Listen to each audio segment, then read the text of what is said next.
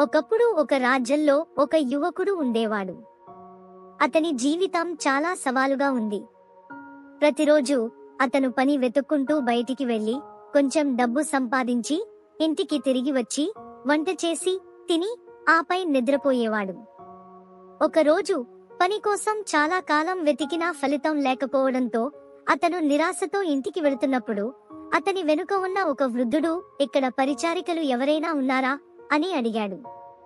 తిరిగి చూసేసరికి 3 పెద్ద బ్యాగులు పట్టుకుని ఉన్న పెద్దాయన కనిపించాడు. నేను చేయగలను, యువకుడు సమాధానం చెప్పాడు. వృద్ధుడు, నేను ఇక్కడికి కొంత దూరంలో ఉన్న పక్క ఊరికి వెళ్తున్నాను.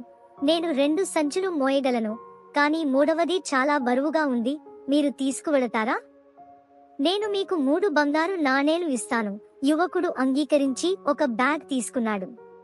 బ్యాగ్ చాలా బరువైనదని గుర్తించి, చాలా బరువుగా ఉంది అన్నాడు. వృద్ధుడు గుసగుసలాడాడు. అవును, అవి కంచు నాణేలు, కాబట్టి అవి బరువుగా ఉన్నాయి. అయితే ఆ యువకుడు బ్యాగ్ ఎత్తుకుని వృద్ధుడితో కలిసి నడిచాడు. వారు నడుచుకుంటూ వెళుతుండగా ఆ వృద్ధుడు తన వైపు చూడటం గమనించాడు. నేను బ్యాగ్ తీసుకుని పారిపోతాను అని పెద్దాయన అనుకుంటాడు, కానీ నాకు అబద్ధాలు చెప్పడం లేదా దొంగిలించడం ఇష్టం లేదు.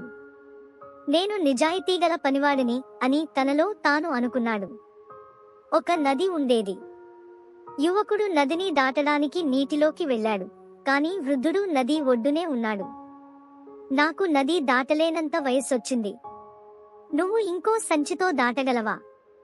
ఇంకో 3 బంగారు నాణేలు ఇస్తాను అన్నాడు. యువకుడు అంగీకరించి మరో బ్యాగ్ తీసుకున్నప్పుడు వృద్ధుడు, అయితే పారిపోనని మాట ఇస్తున్నావా అని అడిగాడు. నేను దొంగలా కనిపిస్తున్నానా? చింతించకండి, నా దగ్గర రహస్య ప్రణాళిక ఉంది అని యువకుడు సమాధానం చెప్పాడు. ఆపై అతను 2 సంచులను ఎత్తుకుని నదిని దాటాడు. కొద్దిసేపటికి నడిచి కొండదారికి వచ్చారు. యువకుడు కొండ ఎక్కుతుండగా వృద్ధుడు ఆగిపోయాడు. ఎందుకు ఆపారు?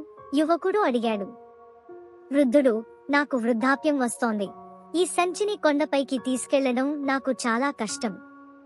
వద్దు, నేను గోనె సంచిని తీసుకుంటాను అన్నాడు యువకుడు. కాని వృద్ధుడు సందేహించాడు. అందులో బంగారు నాణేలు ఉన్నాయి, మీరు పారిపోతారా?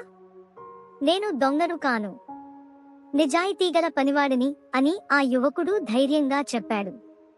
ఆ తర్వాత ఆ యువకుడు 3వ బ్యాగు తీసుకుని కొండపైకి ఎక్కాడు.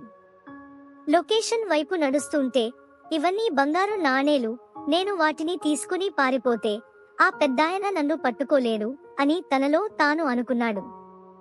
అయితే తన విలువలకు కట్టుబడిన యువకుడు ఆ ఆలోచనలను పక్కనబెట్టి తన బాటలో కొనసాగాడు.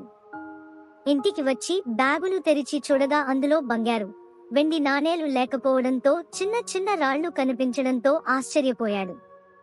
ఆ సంచిలో, నేను ఈ రాజ్యానికి రాజును, వారసుడి కోసం వెతుకుతున్నాను. నువ్వు పారిపోయి ఉండకపోతే నా వారసుడివి అని రాసి ఉన్న కాగితం దొరికింది. ఈ సందేశాన్ని చదవగానే ఆ యువకుడు తీవ్ర పశ్చాత్తాపానికి గురయ్యాడు.